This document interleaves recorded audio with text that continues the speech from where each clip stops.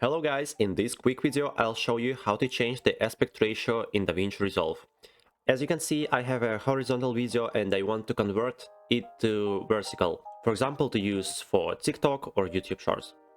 We have to click on the gear icon in the bottom right corner, and now we can see our timeline resolution. Now we can change our video resolution by simply writing values here, or by checking the box next to use vertical resolution. Okay, after that just click on save.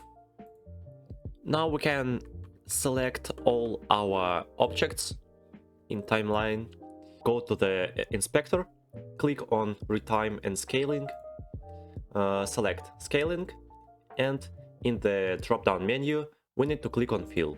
Okay, that's all for today. If this video was helpful for you, please don't forget to subscribe to my channel and like this video. Thank you very much. Bye.